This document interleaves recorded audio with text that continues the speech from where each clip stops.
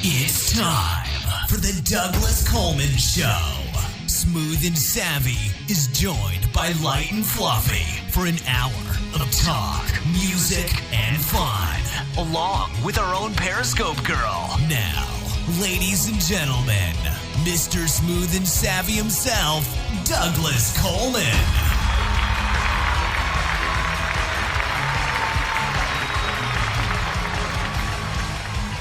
Hey, how are you?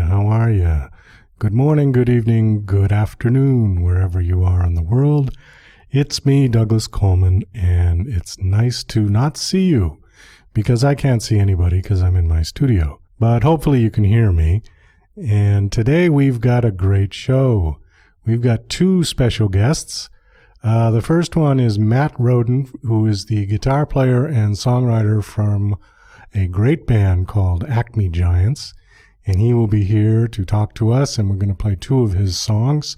One of his songs we actually played last week called Carrie Ann, which I think is a fabulous song. So we're going to play that one again, as well as another one that's called Half Light, Half Sound, and it's equally as good as Carrie Ann. So you're going to get two for the price of one.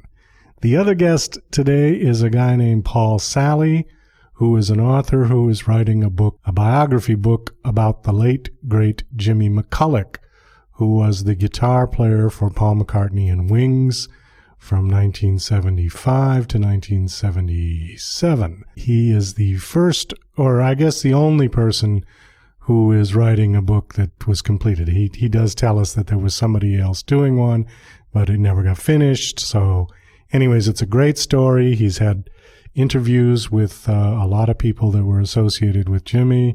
It's a great interview, and I think you're really going to enjoy it. I'm also looking forward to the book when it comes out, which he says will be sometime soon next year. So with that, let me get my co-host out here. She is the president and founder of Lady Lake Entertainment, the always light and fluffy Ms. Cindy Diadamo. Hi, Cindy. How are you? Hello, Douglas. I'm doing great. How about you? Good.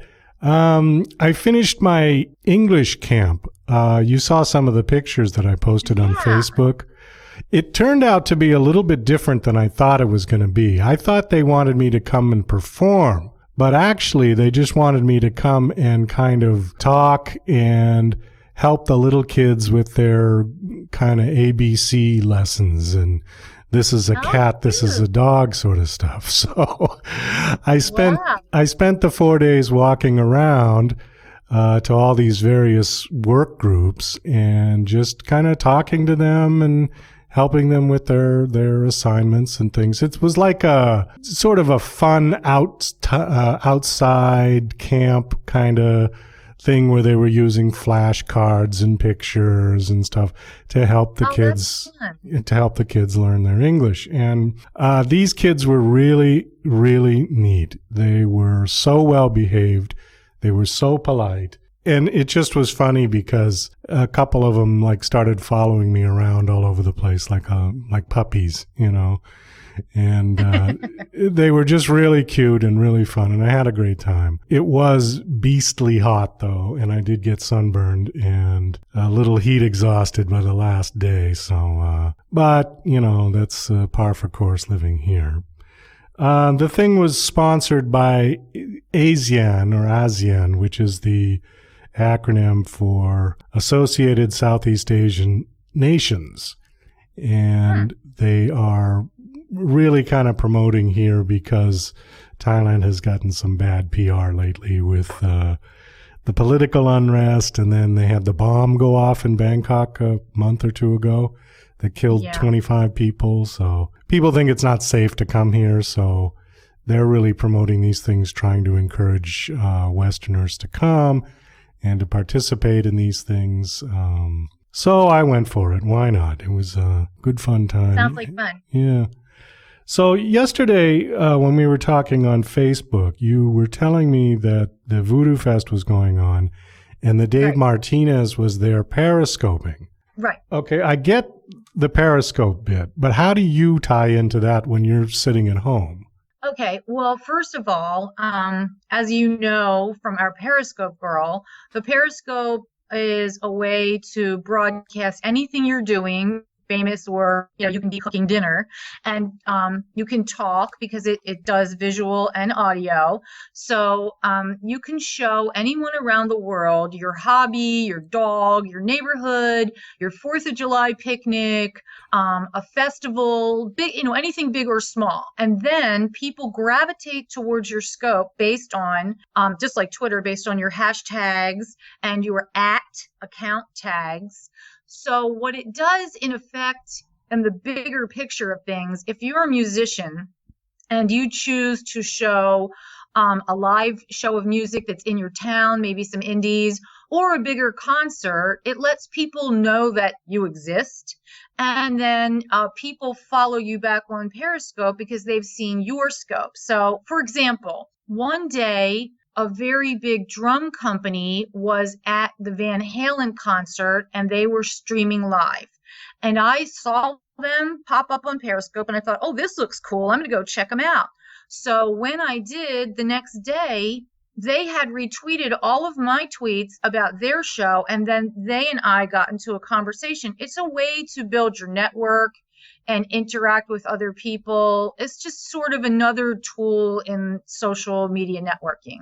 Okay, so how do you interact with Dave? If Dave's at the event and he's filming it, what are you doing? How do you connect in with that? What I do is I go on the Periscope stream and I hit share on Facebook, share on Twitter, share with my followers, which means my 5,000 Facebook friends, my 42,000 some odd Twitter followers, and any one of my, I think I have about 650 followers on Instagram. Anyone who's online who sees me promoting can gravitate over, and then they start typing. There's a little chat window. They can start typing like, hey, hi, I'm here from Florida. I'm here from New Mexico. I'm here from London.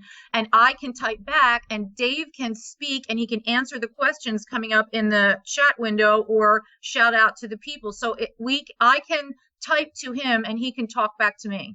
Oh, so you kind of hook up a three-way. Yeah, it's the event that you're showing plus the person who's the Periscope filmer, which is really just somebody with an iPhone. It could be anybody from, a little kid to a grandma. You don't have to be an expert by any stretch of the imagination. Right. You just push a button and it goes live.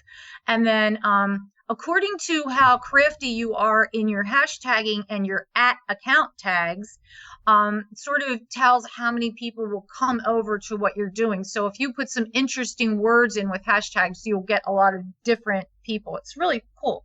Okay, now, is this thing available on computer or is it only on Android and iPhone? I think you have a base account, like a main page, just like Instagram. Instagram's really for, your device, but yet I have a stationary Instagram page where all of my pictures are posted. So I think it's the same sort of thing. You have a home base, but you really need your device in order to go out and film. Oh, I see. So it won't work if you just use a regular video camera or something. I don't see how it could, because what you're essentially doing is using your cell phone as your camera, as your movie camera. And then it's got to go right onto the web. Yeah, right, and then it blasts out onto the web, and then people come over when they see that you're live and you're showing something. Well, it sounds really neat, and of course our Periscope girl's all into it and stuff. But I can't see for me personally what the hell I would do with it, because, all I do is... Okay, well, Go ahead. Well, for instance, I'll tell you some of the fun stuff that we do. Since we live in Southwest Florida, of course, I'm used to what Florida looks like, but a lot of people have never been to anywhere tropical, and they've never been to Florida. They're from London or Alaska or, wherever. And they think it's cool to be able to see the palm tree in my front lawn with the coconuts on it, or the, giant herons that walk around. So you can give people, like where you live, I have no idea what it looks like. It would be really neat for you to just walk down the street and say, here's the little market, here's the little town's children, it would just be interesting for others. Oh, I see. So I'd have to leave the house. See, I don't leave the house very often. I just thought it would be really boring to have the thing sitting there with me in the studio, because I'm either in the studio or, I'm upstairs watching TV or cooking or... Though what would be for you to do a scope. I mean, you'd probably have to either prop up a phone or have someone film for you of you playing a live piece or showing what it is that you do when you mix and engineer, just a little snippet of what you do and you explaining some of the instruments and things like that. I think people would be very interested in watching someone play a piano or play an instrument. That would be cool too. Yeah, I suppose. Maybe someday I'll get to something like that.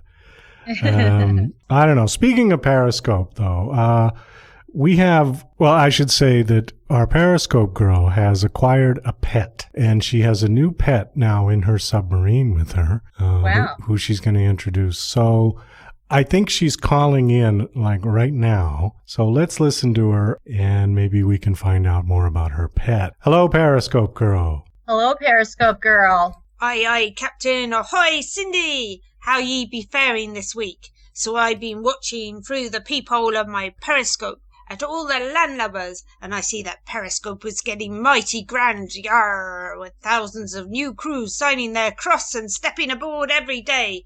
Don't forget, my hearties, it's free to join Periscope. Just sign up for Twitter and pick ye a good name. Hey, but hurry up and be quick about it, 'cause all the good names are being plundered fast. I be clairvoyant this week. Maybe it's all the time spent cooped up on me submarine alone with me octopus Jenny. But I will tell you, matey, that I see some fine Twitter and Periscope names becoming as fair scarce as the .coms. So sign up and heave-ho, for it's all fair sailing ahead on Periscope. And if thee be a newbie, then don't worry. Just check out my blog for an easy guide, www.janeyates.co.uk. I be signing out now, Captain. Rawr! Okay, thank you, Periscope girl. That was an incredible report. I think that was one of the best ones she's done. And say hello to Jenny for us, too. So what do you think? She's got an octopus now named Jenny. Amazing. Isn't that something? Well, you know what? I'm glad, because it must get really lonely in that submarine, just cruising around for days and days, waiting to come up until the next week's show to give her report, So I'm glad that she has a friend now. Although I'm trying to think, she must have a tank or something in the submarine, right? Because an octopus couldn't sit there inside the submarine on a chair or something, would it? I don't know. I guess it depends on the octopus. Yeah, I suppose. Well, with 8 legs, I guess you could be pretty flexible where you're going to sit. Huh?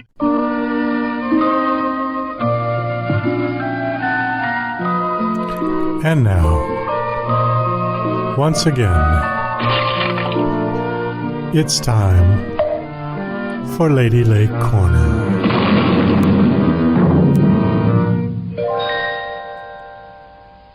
Hello and welcome to Lady Lake Corner for the week of November 3rd through November 10th.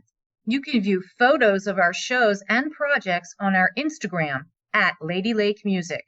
This week we are covering some exciting events. Our Texas artist David Martinez traveled to New Orleans to attend the Voodoo Festival.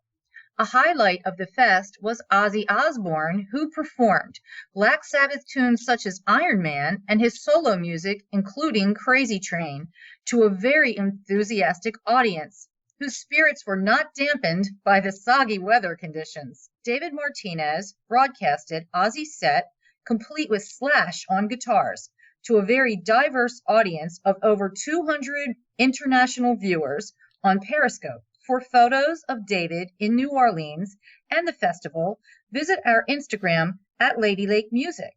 And that's it for this week's Lady Lake Corner. Okay, Cindy, thank you very much for Lady Lake Corner. And we will be right back with Matt Rhoden.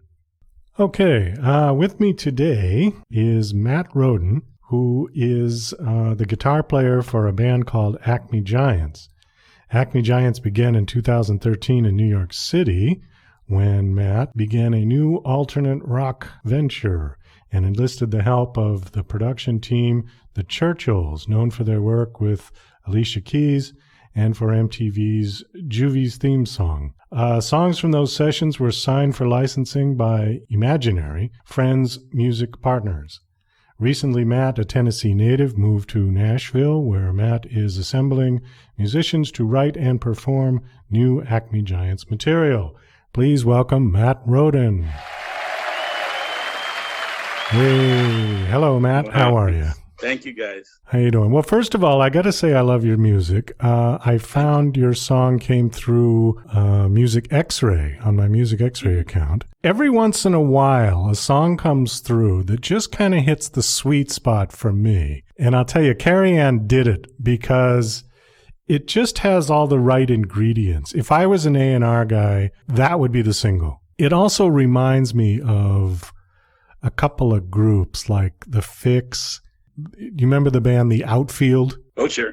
Yeah, and it kind of fits into there. Now, are you singing on that, or who's singing? That is Bart Shodell, and he was one of the producers. He was half of the two-man production team. Bart, these days, is a big-time engineer in Los Angeles, and he's worked with Ludacris and Mariah Carey and very big names now as a sound engineer, and actually was nominated for a Grammy.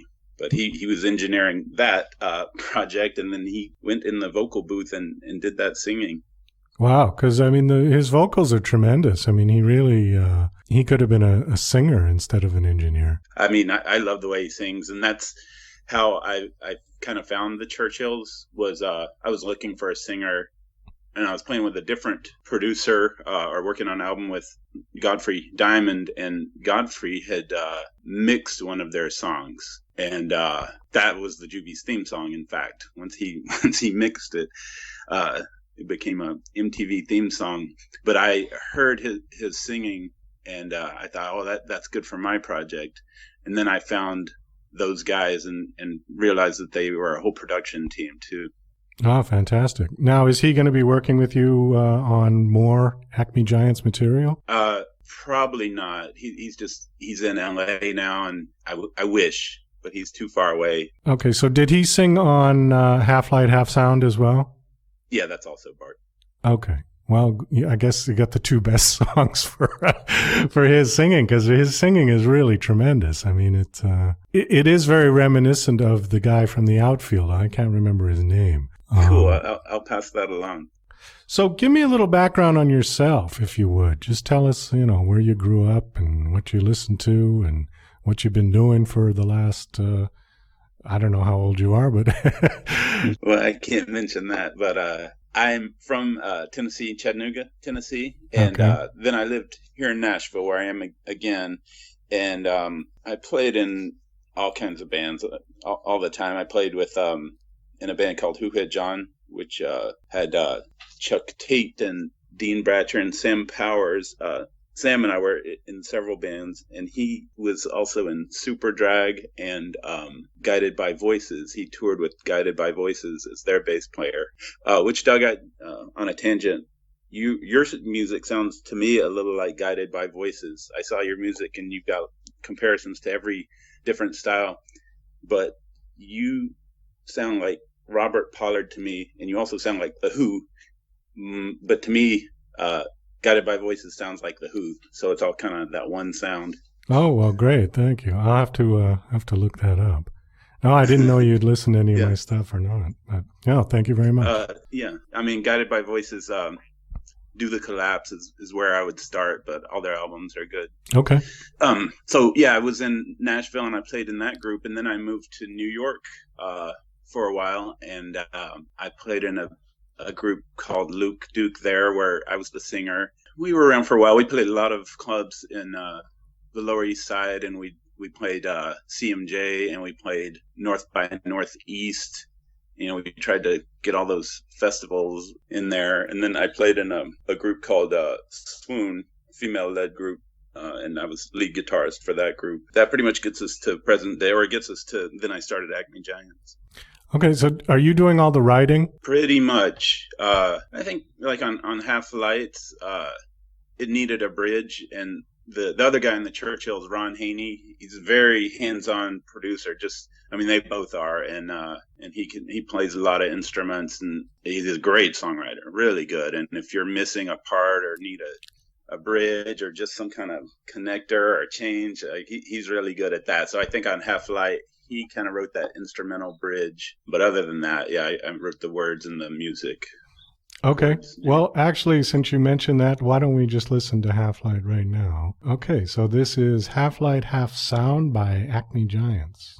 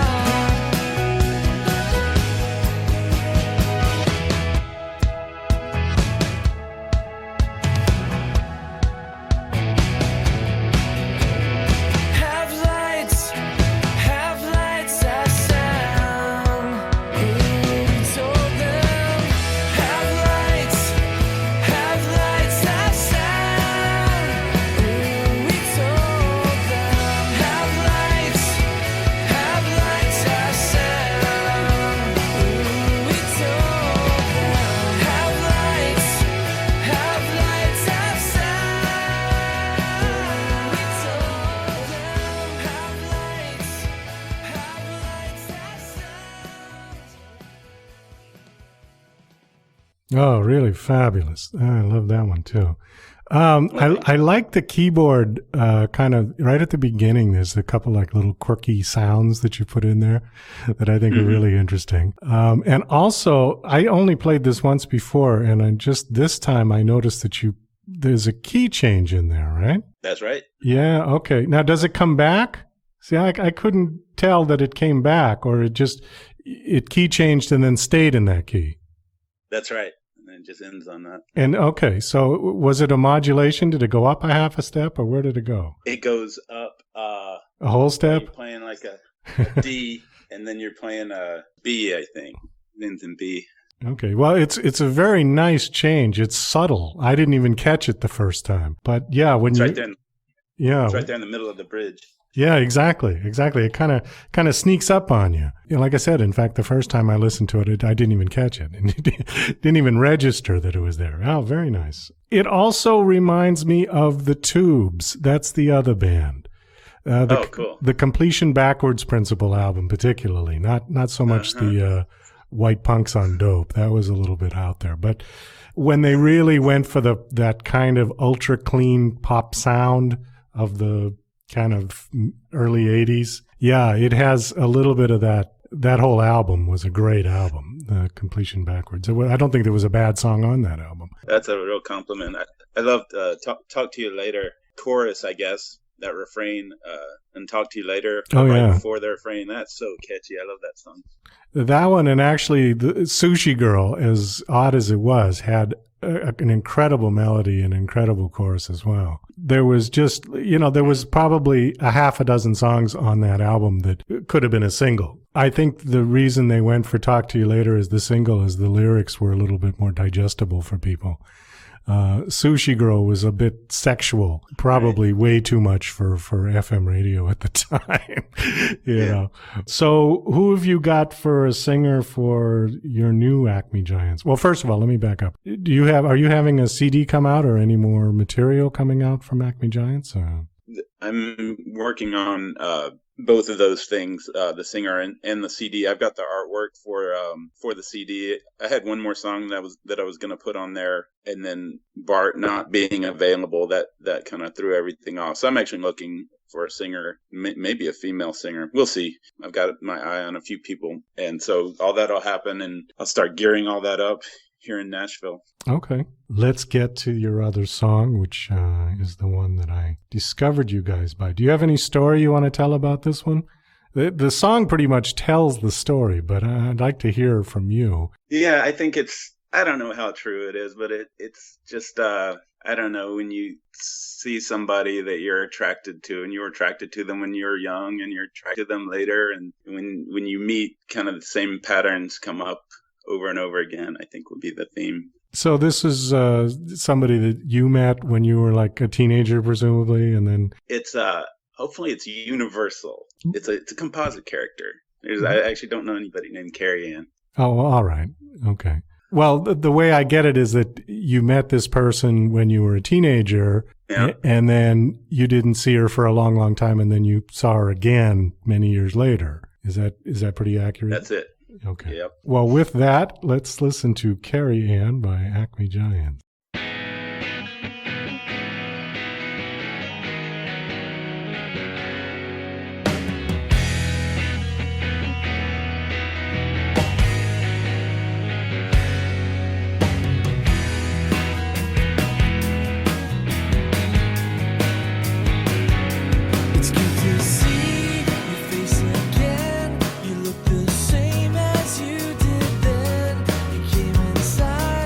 Took your time.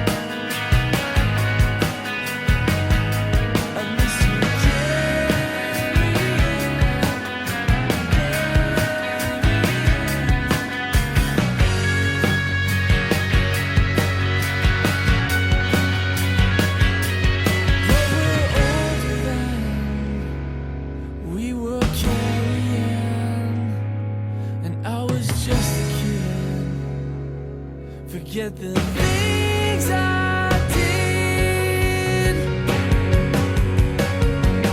Oh, but Carrie, I hope you come out when you can. Yeah, I miss your smile.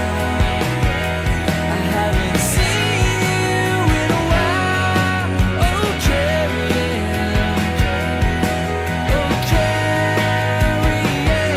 I miss you, Carrie.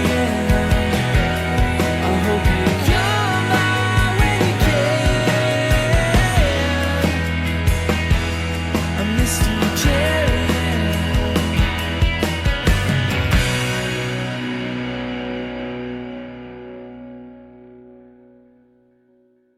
Oh, nice. That's a real feel-good song, isn't it? That's like one you could be driving along and you just bopping your head, and it has that like if you were in a really lousy mood when you started, by the end of the song you're in a good mood. You feel much better. Did you write that song fairly recently? Not really. I had it around, and I played it in Luke Duke, and then just wanted to get another recording with Bart singing. So it's been around. Well, the reason I ask is because you put in a couple of timestamps on it. One with I took your tapes, and then the VCR is plugged in. So, I mean, you're sort of dating it, 20, 30 years already by putting that in there. But, I mean, not that it takes away from the song. It's just that you think, oh, well, okay. Some kids that are like 14 or 15 are going to say, a VC what? What's that? Could change it, man. DVR. You could, yeah. My TiVo's plugged in or something. You could. I like VCR. It just gives it the nostalgic kind of feel about it. Because the song, let's face it, the song itself it doesn't sound like something that would be out today. It has, because it's all performance based. It's all real. It's all real guitars, real drums. Everything's real about it. It's not sampled and cut and pasted, and it's really what I call real music. I go on this rant on practically every show when I have a musician on about, I'm just not a fan of real sample-based music. I like performance. I like somebody who's going to sing the song from beginning to end and not cut and paste all the vocals in, Yeah, it does sound better. Definitely sounds better. It's the performance, I think, that makes the artist, not what they can do in the studio to enhance the artist. Now, granted, everyone who's recording these days uses Pro Tools, and, we all have the little tricks that we can do.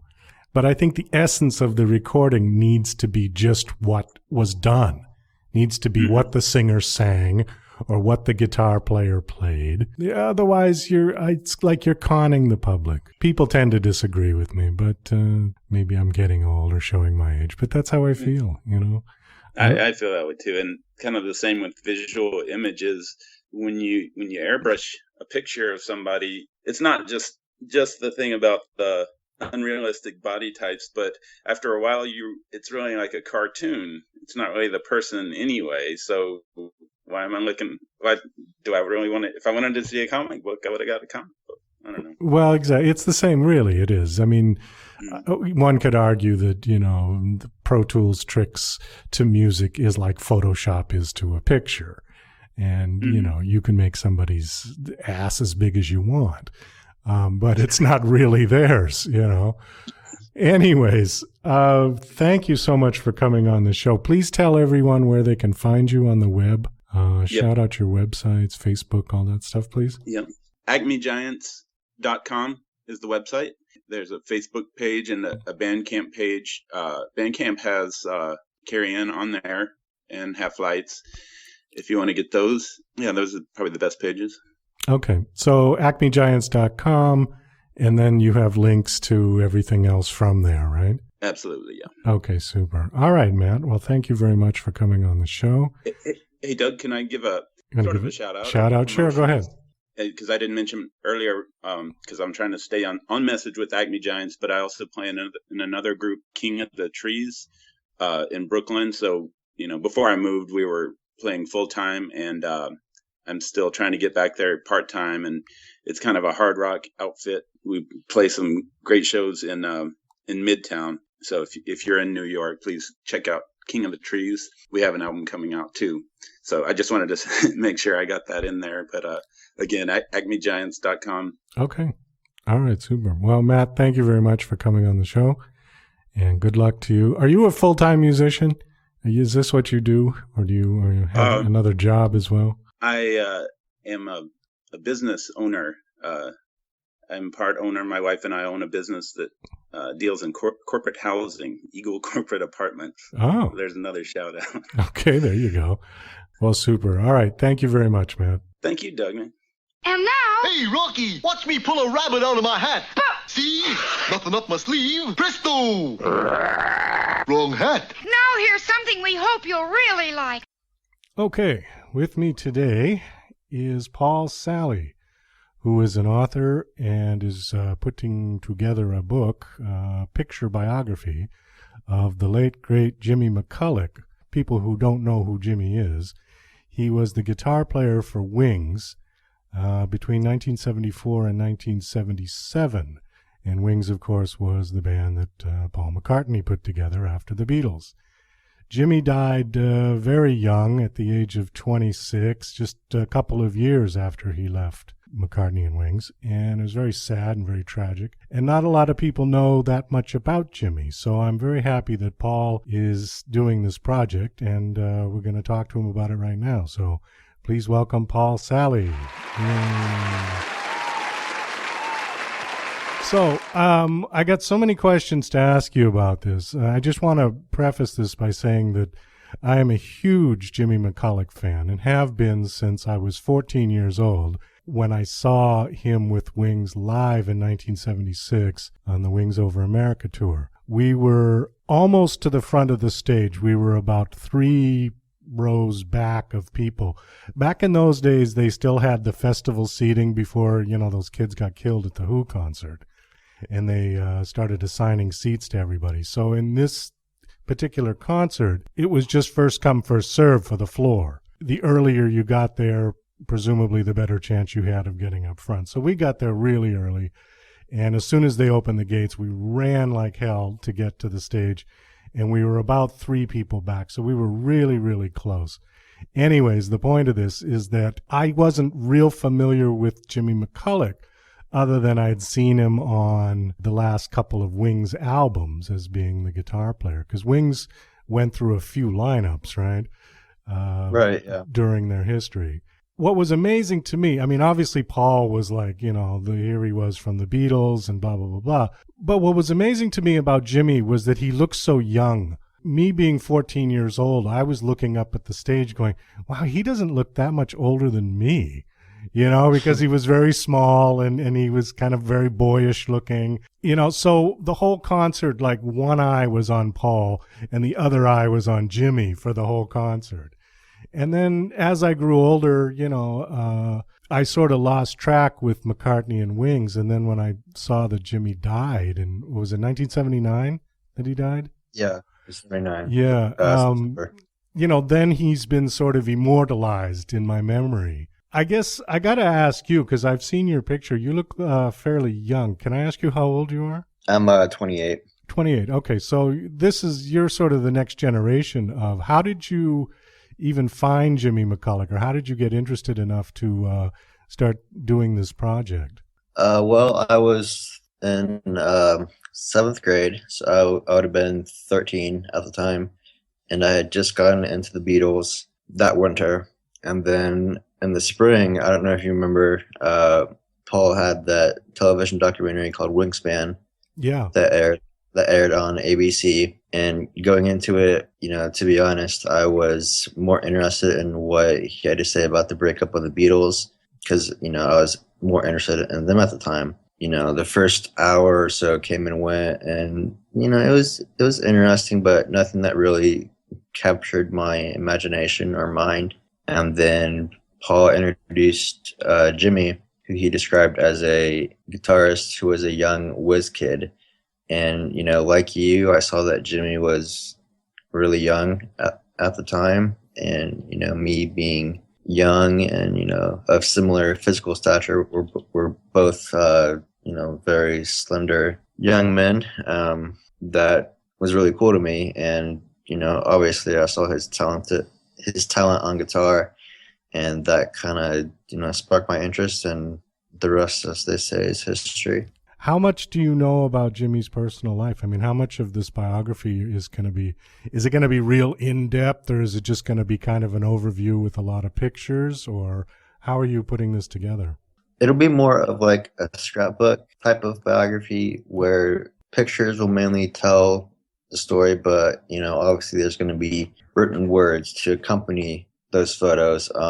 So I'm hoping to go a bit, in depth, because not a lot of people know who Jimmy was as a person. They just know what they've read in various rock history books or McCartney biographies, and right. 99% of those books don't paint a pretty picture of Jimmy. And, I'm going to be quite honest here. Most of those stories that you hear in those books are complete crap. So it's my hope that people, once they read my book, will get a better understanding of who Jimmy was as a person, and not this mythical guy who was talented at guitar, yeah, but also like a terrible human being.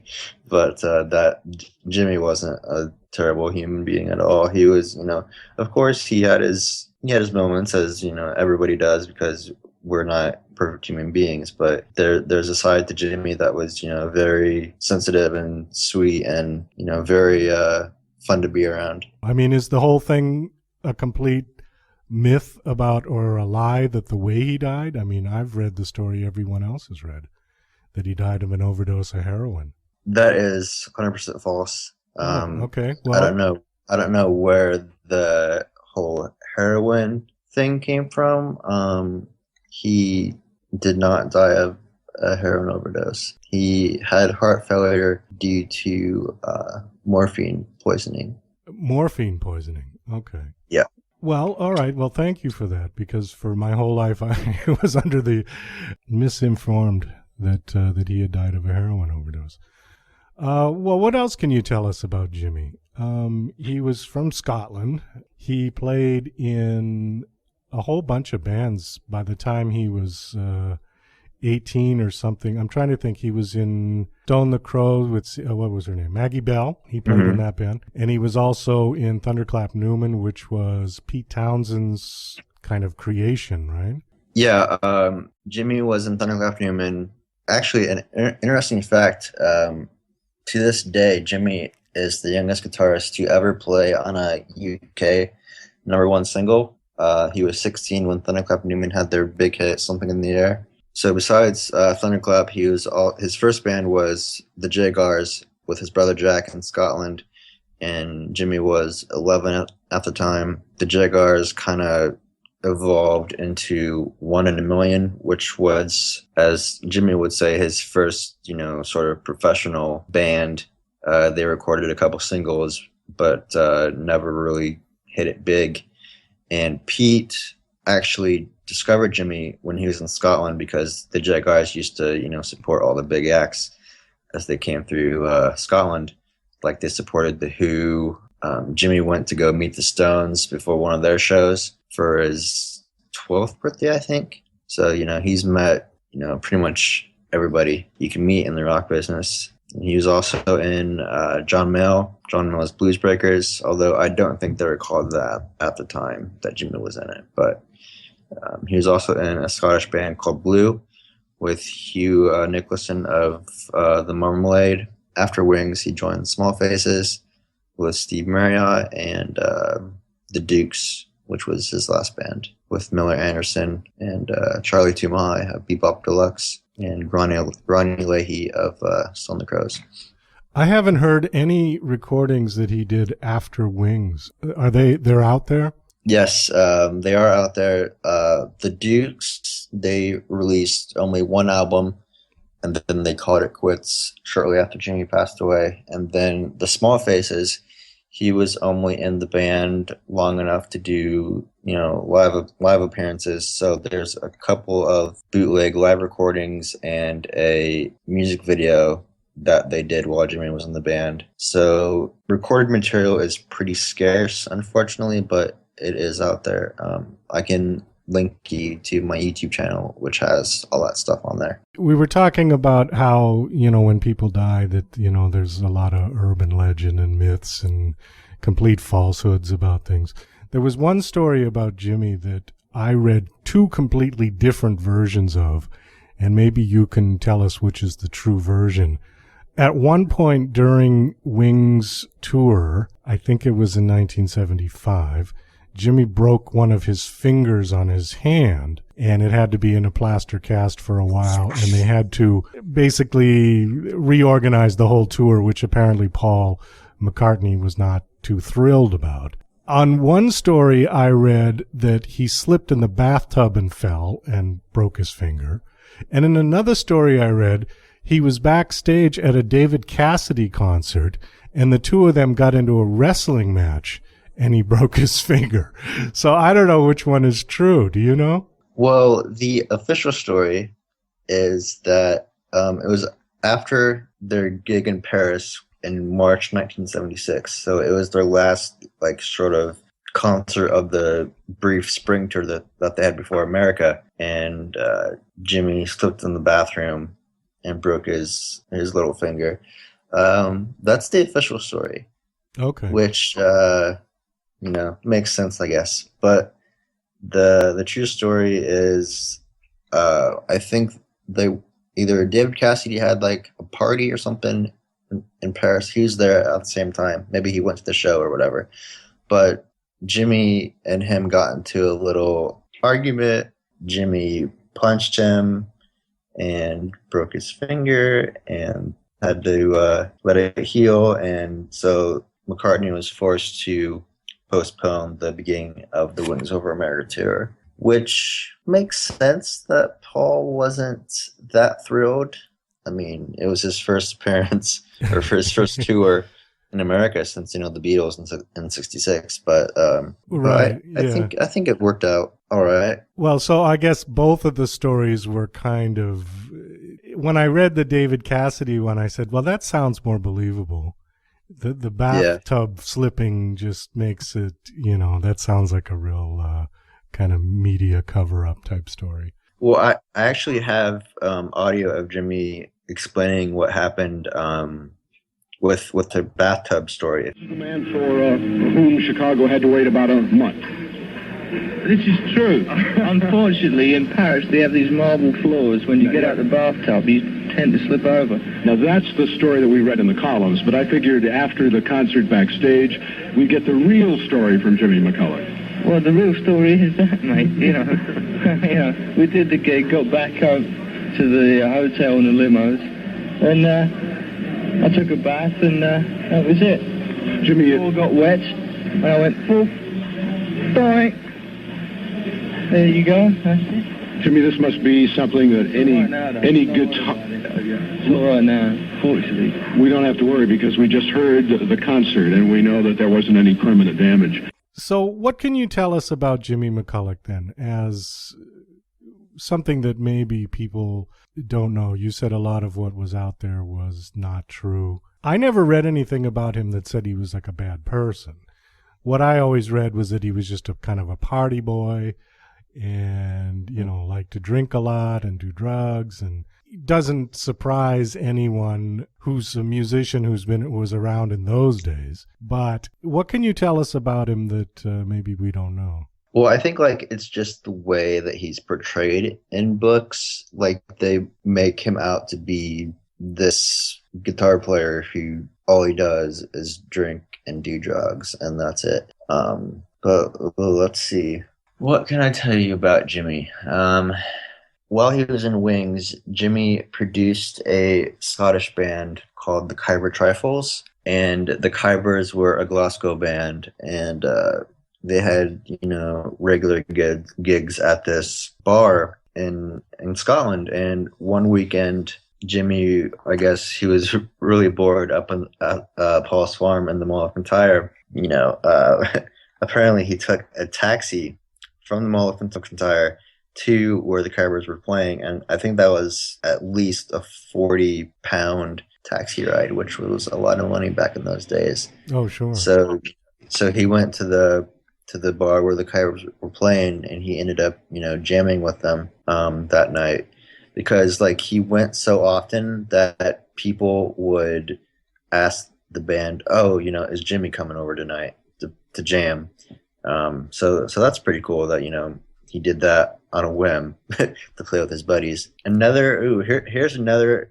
I'm gonna give you a sort of exclusive scoop of a story that's gonna be in the book that nobody's heard yet. Great.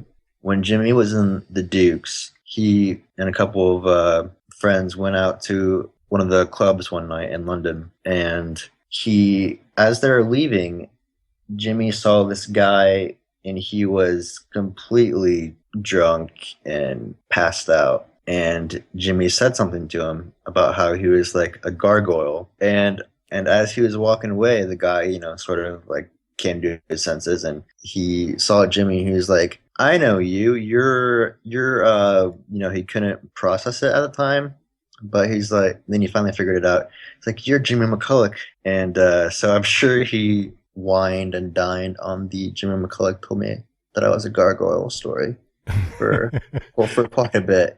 But Jimmy was, as I talked to Joe English briefly about Jimmy, and he said that Jimmy was just the sweetest and nicest guy. So hopefully that'll come across in the book when people read it. Well, that was the other question I had for you, Paul, was how many people have you interviewed? I don't mean a number, but like you said you've interviewed Joe English. I briefly talked to Joe. I've not officially interviewed him yet because he's a difficult man to get a hold of. I've interviewed quite a few people. Most notable are Pete Townsend and John Mayall. I haven't got to Paul yet, but I'm still hoping to do that one day. That would be cool. Yeah. Just even to talk to him for 2 minutes or something. I saw on your Facebook you had a picture with Denny Lane. Where was that from? Was that from a concert, or how did you get a picture with Denny Lane? I've seen Denny twice in concert. The first time was back in December when I saw him in Memphis, which is about a 6-hour drive from where I live. So I thought, I'll just go down to Memphis for the day and then drive back after the show.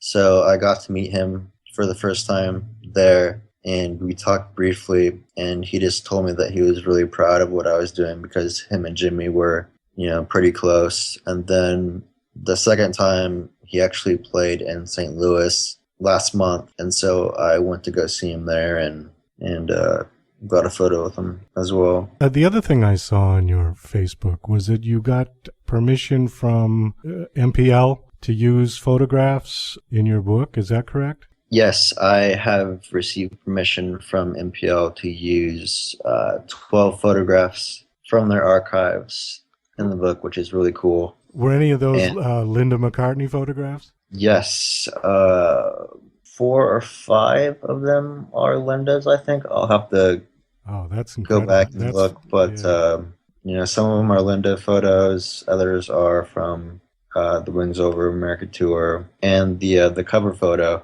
that I sent you, that's one that they let me use. So the thing with that is, if you ever want to use photographs from MPL's archives, Paul McCartney has to approve it. So it's a really cool feeling to know that Paul knows what I'm doing and he approves of it, I guess, because he's letting me use photographs in the book. So hopefully he's looking forward to it coming out. I know I emailed his daughter Mary because she was a young kid at the time, but I just wanted to know if she had any memories of Jimmy. But she said she didn't have too many memories because of her age at the time, but she was really looking forward to the book coming out, and she can't wait to read it. So that's pretty cool as well. Well, I think that's super. And the fact that they all know about it and are on your side with the book, I think is fantastic.